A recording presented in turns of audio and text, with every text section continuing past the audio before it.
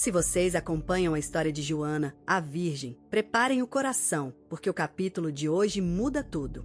A prova que pode libertar Gabriel finalmente aparece, e Rogério vai sentir o chão desabar debaixo dos pés dele.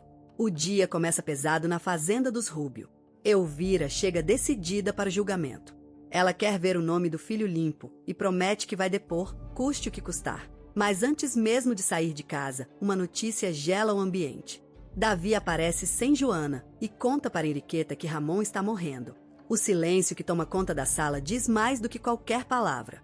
Até a executiva, que sempre tenta manter a postura firme, deixa escapar a tristeza no olhar. Carlos observa tudo aquilo de longe e sente que Henriqueta precisa estar em outro lugar. Ele acredita que o certo é ela ir para a casa de Joana, apoiar a família do homem que ela ama, mesmo que isso signifique deixar de lado o próprio orgulho.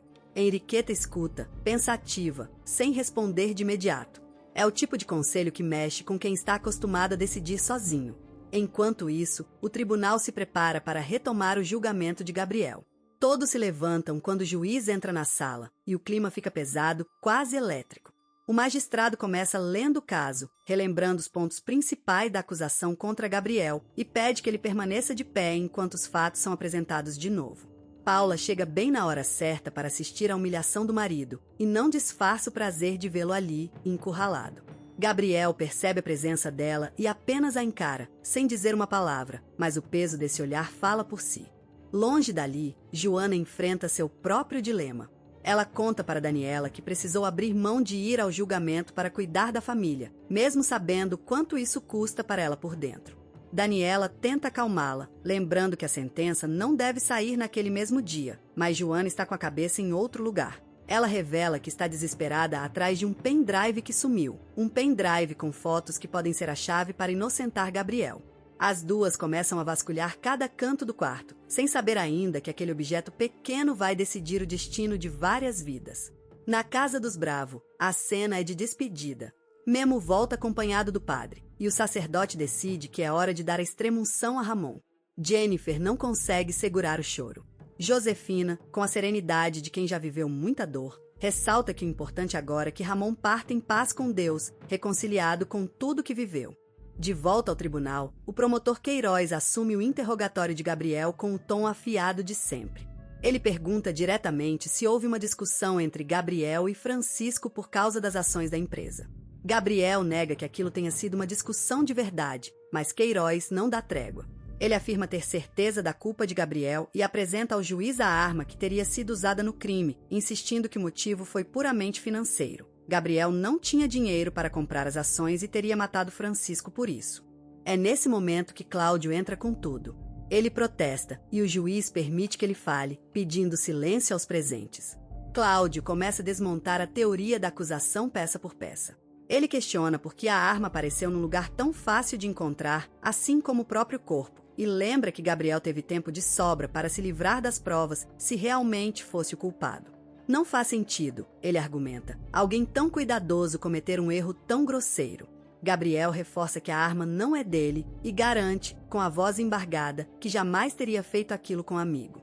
Cláudio segue firme. Ele destaca que não existe nenhuma testemunha ocular do crime, que todas as provas apresentadas são circunstanciais, e lembra que a fazenda tem um terreno enorme, aberto, por onde qualquer pessoa poderia ter entrado para esconder o corpo. Queiroz protesta, irritado com o rumo da conversa, mas Cláudio já prepara o próximo golpe. Ele anuncia que pode provar que existe outra pessoa com motivo real para matar Francisco, Rogério. A sala inteira sussurra. O juiz, curioso, pergunta quem é Rogério. Cláudio explica, com calma calculada, que o homem sempre sonhou em assumir a presidência da cervejaria da família e que tudo aquilo pode não passar de uma vingança pessoal disfarçada de justiça. Queiroz tenta desacreditar a linha de raciocínio, insinuando que o advogado perdeu o juízo, mas Cláudio insiste que Rogério nutria um rancor antigo contra os Rubio e que esse rancor pode ser o verdadeiro motor por trás da morte de Francisco. O juiz, mesmo contrariado, exige que Cláudio comprove o que está insinuando e a tensão na sala fica ainda mais espessa. Enquanto o julgamento ferve, Rogério aparece em outra frente, dando uma coletiva de imprensa sobre a fusão da cervejaria. Ele garante que a união com a empresa rival vai salvar o emprego de todos os funcionários. Rogério e os sócios assinam o documento ali mesmo, diante das câmeras, e Inês, junto com os outros presentes, assiste tudo com pesar no rosto, sabendo que aquele papel assinado carrega consequências que vão muito além do que está escrito. De volta ao tribunal, Rene é chamado para depor contra Rogério. Ele revela algo que pega todos de surpresa. O Crápula sempre deu ordens para que as cervejas não fossem entregues às distribuidoras corretas, um esquema silencioso que beneficiava só a ele. Queiroz tenta minimizar o depoimento, dizendo que é só uma distração da defesa e que o foco deveria continuar sendo o assassinato de Francisco. Cláudio insiste que precisa continuar traçando o perfil de Rogério para sustentar sua teoria, e é nesse momento que Paula perde o controle. Ela faz um escândalo no meio da sala, gritando que o pai tem todo o direito de se vingar dos Rubio e que ele jamais mataria ninguém. O tumulto que Paula causa, ironicamente, acaba dando espaço para Cláudio continuar falando, já que o juiz precisa restaurar a ordem antes de seguir adiante. E vocês, o que acham? Rogério está mesmo por trás de tudo isso, ou existe outra explicação que ninguém enxergou ainda? Escrevam a opinião de vocês aqui embaixo, quero muito saber. Voltando para casa, Joana tenta reconstituir na cabeça o dia em que perdeu o pendrive. Daniela sugere que alguém pode ter entrado no quarto e roubado o objeto, mas Joana descarta a ideia na hora. Ninguém entra no quarto dela, ela garante, e o mistério fica ainda mais denso. Nesse meio tempo, Felipe sugere que Joana vá se despedir de Ramon antes que seja tarde demais, um lembrete doloroso de que o tempo está se esgotando para o patriarca. No tribunal, um novo detalhe chama atenção. Como exatamente Elvira soube que o corpo de Francisco estava escondido na fazenda? A resposta vem através de Amparo, que explica que Rogério manipulou a situação toda com o único objetivo de ficar com as ações da empresa. Paula, mais uma vez, tenta se intrometer, e dessa vez o juiz ameaça expulsá-la da sala se ela continuar interrompendo a sessão. E é nesse instante, entre uma cena e outra, que a novela entrega um dos seus momentos mais duros. Ramon recebe a extrema-unção. O padre pede que Deus perdoe todos os pecados do doente, enquanto a família inteira observa, em silêncio, o fim se aproximando. Ramon não volta a abrir os olhos. Ele morre ali, cercado pelas pessoas que ama, e o choro toma conta da casa. De volta ao tribunal, Cláudio tenta uma última cartada antes do fim da sessão. Ele pergunta se Elvira conhece a história de ódio entre a família de Rogério e a de Gabriel. Queiroz protesta imediatamente e o juiz não aceita a pergunta daquela forma. Ainda assim, Elvira consegue revelar algo importante. Rogério prometeu se vingar dos Rubio depois da morte do próprio pai. Queiroz tenta reverter a situação, argumentando que o Crápula está sendo acusado sem sequer estar presente para se defender. O juiz decide então convocar Rogério para depor no dia seguinte e encerra a sessão daquele dia.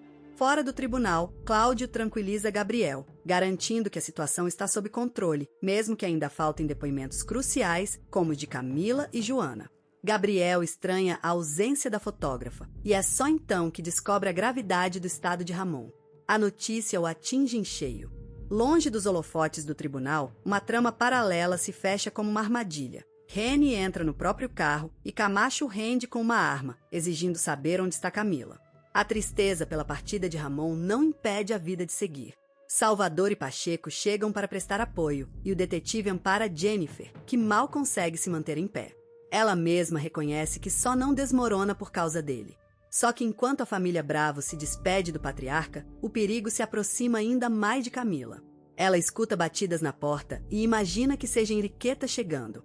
Em vez disso, dá de cara com Camacho e é sequestrada exatamente como Rene antes dela. Amparo, sem saber do que está acontecendo com a filha e com Manuel, vai atrás de Rogério e o chama sem meias palavras de infeliz. Ela exige saber onde está o filho e ameaça, com toda a firmeza que consegue reunir, depor contra ele no julgamento. De volta à casa dos Bravo, o padre se despede, já que Ramon está descansando em paz, elogiando publicamente o coração de Josefina. Felipe garante Margarita o apoio de toda a família e Henriqueta ressalta que Ramon partiu tranquilo. Jennifer avisa a mãe que vai voltar para casa. Josefina deseja que ela vá com Deus e reforça que a vida perde o sentido quando não há com quem compartilhá-la. Carlos liga para dar os pêsames a Joana. É nesse instante que a virada começa a ganhar forma. Joana revira o próprio quarto, jogando tudo que está nas gavetas em cima da cama, decidida a encontrar aquele pendrive de qualquer jeito. E então, finalmente, ela encontra. Sem contar nada a Carlos, Joana corre para o computador e coloca o pendrive, revelando as fotos que a câmera dela registrou sem que ela percebesse, o chão encharcado de sangue. Naquele instante, Joana entende que pode ter em mãos a prova capaz de salvar Gabriel. Enquanto isso, a violência escala do outro lado da história. Rogério confronta Amparo, exigindo que ela pare de ameaçá-lo e confirma, sem rodeios, que Manuel está sob poder dele, mandado para um reformatório para aprender disciplina. Amparo se desespera e Rogério, frio, chega a jogar ela no chão antes de deixá-la falar com o filho por telefone, como quem faz um favor. Manuel confirma que está bem, mas não sabe onde está e pede que a mãe denuncie o pai e se proteja. De volta ao mundo dos negócios, Cláudio conta a Carlos que Rogério inventou que a fusão já estava concluída, o que ainda não é verdade. Ele planeja apresentar um recurso contra o Crápula, mas Carlos se preocupa com o rumo da sentença. Cláudio confirma um detalhe delicado. Joana pisou no sangue de Francisco durante a festa, e isso pode ser usado contra Gabriel, já que comprova que o crime aconteceu dentro da mansão. A tensão sobe ainda mais quando Iriqueta encontra a porta da própria casa arrombada. Ela chama por Camila, mas não recebe resposta. Ao encontrar apenas a bolsa e os pertences da fotógrafa em cima da mesa, Henriqueta entende que algo terrível aconteceu e liga imediatamente para Carlos. No cativeiro, Camacho arrasta Camila e a joga na frente de Manuel, amarrando-a numa cadeira. Manuel, revoltado, chama Camacho de covarde e o capanga apenas sugere que ele se cale e torça para que Rogério descarregue a raiva em Camila em vez dele. Camila percebe, com terror, que Manuel também apanhou de Rogério e entende que está diante de um homem capaz de quase matar o próprio filho. Cláudio liga para o detetive nesse meio tempo e Salvador descobre que Manuel e Camila desapareceram. Ele reconhece imediatamente a gravidade da situação. Os depoimentos dos dois são fundamentais para inocentar Gabriel. Gabriel, mesmo preso, consegue autorização para falar com Bruno e revela que já sabe que o detento é irmão de Camila. Bruno, abatido, admite que o interesse também o moveu a agir daquela forma e pede a Gabriel que cuide da irmã, alertando que ela corre muito perigo lá fora. De volta ao quarto, Joana continua analisando as fotos quando Felipe entra e a assusta. Ela mostra tudo o que encontrou, explicando que quando voltou ao local com Gabriel, não havia mais nenhum vestígio de sangue. Algumas imagens estão borradas, e Joana tenta identificar as silhuetas presentes, mas percebe que não tem os recursos técnicos necessários para isso. Felipe pondera que, do jeito que estão, as fotos ainda não provam nada, um lembrete de que a vitória ainda está longe. O capítulo segue para o enterro de Ramon. Felipe faz uma homenagem emocionante ao pai, admitindo que ele não era perfeito, mas que aprendeu com ele a enxergar os próprios erros e que dessa vez Ramon partiu deixando a família completa e sem feridas. Margarita e Jennifer choram juntas diante do caixão, enquanto a família recebe as condolências de todos. Pacheco aproveita o momento para atualizar Cláudio. Ainda não há sinal de Manuel e Camila.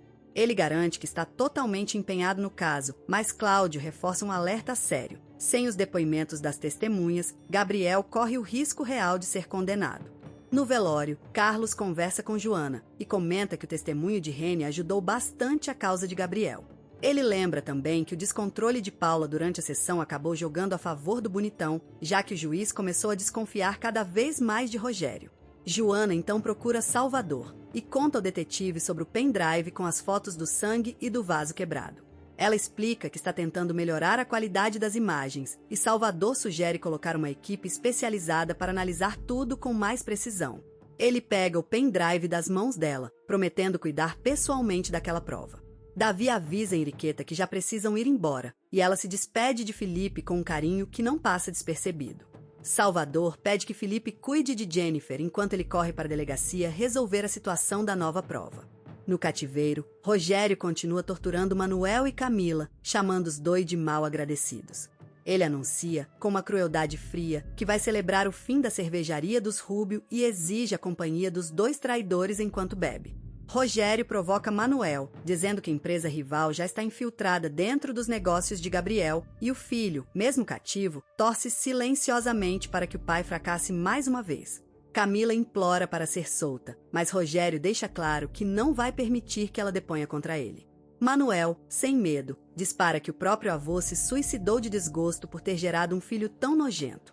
A resposta de Rogério é imediata e violenta. ele esbofeteia Manuel e também deixa marcas visíveis no rosto de Camila. Salvador entrega o pendrive ao perito, enquanto Pacheco revela que o nome de Rogério não aparece diretamente nos registros da cervejaria rival, mas existe uma irregularidade grave nos impostos ponto na mansão. As amigas de Camila se preocupam com o desaparecimento dela. Daniela conta que estava em um velório e comenta que Cláudio vai tentar impedir a fusão da cervejaria a todo custo. O advogado reforça, mais uma vez, que sem os depoimentos de Manuel e Camila, Gabriel praticamente não tem chance de ser absolvido. Carlos e Cláudio concluem que Queiroz já deve ter preparado Rogério cuidadosamente para o próximo depoimento. Cláudio então revela uma cartada importante. Joana pode confirmar que Gabriel estava longe da cena do crime no momento em que ela viu sangue na ponte e mostra as fotos recuperadas como reforço dessa versão. Salvador faz mais uma ligação, dessa vez detalhando a quantia mensal que o dono da cervejaria rival envia para o paraíso fiscal. Ele decide então pressionar um dos laranjas envolvidos no esquema, na esperança de conseguir uma confissão que aponte diretamente para Rogério. Joana confessa, com a voz trêmula, que está com medo de acabar prejudicando Gabriel sem querer. Jennifer aparece decidida a ir ao julgamento, mas Joana pondera que o dia foi especialmente duro para todos. Jennifer, no entanto, não se abala. Ela já acendeu uma vela por Gabriel e não vai deixar de estar presente. No tribunal, Rogério conversa com a advogada, garantindo que já sabe exatamente o que vai responder e que a própria palavra dele vale mais do que a de qualquer motorista. Chegando cedo ao tribunal, Jennifer e Joana avistam Gabriel se aproximando e Joana consegue, mesmo em meio a tanta tensão, roubar um beijo do homem que ama. Cláudio pede a Gabriel que não se preocupe com os detalhes da fusão da cervejaria naquele momento. O importante agora, ele diz, é fazer Salvador provar que Rogério é o principal acionista da empresa rival. Gabriel reforça que o foco do julgamento deve continuar sendo a morte de Francisco, e Cláudio confirma que o sangue do falecido foi encontrado nos sapatos de Joana, um detalhe delicado que precisa ser bem administrado. Gabriel teme que Queiroz tente envolver Joana diretamente no crime e deseja, com toda a força, que ela não precise depor. Cláudio tenta tranquilizá-lo, garantindo que ninguém tem argumento sólido contra ela. Do outro lado da cidade, Salvador pressiona Abel, revelando que já sabe das irregularidades fiscais do esquema.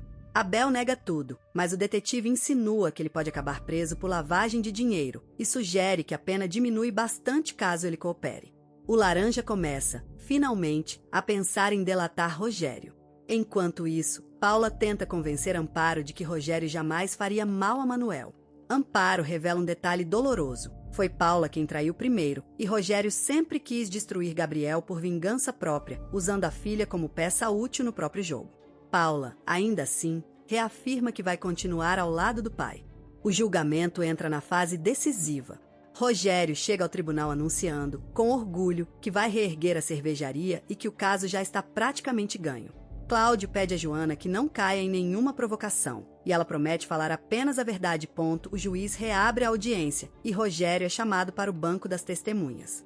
Jennifer revira os olhos ao ver que Paula também chegou, e Pacheco observa Camacho à distância, esperando o momento certo para agir. Queiroz assume o interrogatório. Rogério afirma que sempre manteve uma relação cordial com Francisco e lembra que o falecido passou anos morando na Europa antes de voltar. Ele garante que não sabia da intenção de Francisco de vender as ações, mas insinua que falecido teria discutido aos gritos com Gabriel dentro da própria empresa. Rogério sugere, com malícia, que Gabriel nunca foi realmente amigo de Francisco e que o único interesse dele sempre foram as ações da companhia. Cláudio assume o interrogatório com força total. Ele traz à tona o desvio criminoso das rotas de entrega e Rogério nega tudo, insinuando de forma covarde que talvez tenha sido o próprio Manuel quem ordenou os desvios. O advogado revela então que o documento que colocou Camila como representante das ações do marido era falso e Rogério finge surpresa. Cláudio dispara a pergunta mais dura: onde estão Manuel e Camila? Rogério reage com indignação calculada, questionando se está sendo acusado de algo contra o próprio filho. Queiroz protesta imediatamente, exigindo provas concretas para sustentar as insinuações de Cláudio. O advogado, sem hesitar, revela o motivo real por trás de tudo. Rogério quer destruir a cervejaria Rubio justamente por ser acionista majoritário da empresa rival e usaria qualquer meio necessário para isso. A sala inteira começa a cochichar e o juiz precisa pedir silêncio repetidas vezes. Rogério insiste que Cláudio continua mentindo descaradamente, e o juiz, tentando manter o foco original do julgamento, adverte que aquele caso trata do assassinato de Francisco, não de disputas empresariais. Fora da sala, já visivelmente abalado, Rogério culpa a própria advogada pela exposição sofrida durante o depoimento e teme profundamente que a fusão da cervejaria se torne impossível depois de tudo aquilo ter vindo à tona. Ele exige, com fúria, que ela desapareça da frente dele. Enquanto Paulo observa tudo de dentro do carro, Pacheco avisa Salvador que vai começar a seguir Camacho de perto, e o detetive pede ao perito que dê ainda mais nitidez aos rostos capturados nas fotos recuperadas por Joana. Queiroz muda de estratégia, tentando destruir a credibilidade de Joana. Ele sugere que o filho dela com Gabriel foi o motivo do fim do primeiro casamento e insinua, sem escrúpulos, que ela nem sabia quem era o pai da criança. Gabriel e Jennifer ficam indignados, Cláudio protesta e o juiz intervém, ordenando que Queiroz volte a se concentrar apenas no assassinato. O delegado apresenta ao juiz a foto do sangue na ponte, reforçando que o crime aconteceu dentro da mansão dos Rubio. Elvira não segura o choro. Queiroz insinua que as fotografias sumiram por conveniência, e Joana explica que apenas perdeu o pendrive e tirou aquelas fotos sem perceber ao escutar um barulho estranho. Queiroz não desiste e chega a sugerir que ela também deveria ser presa.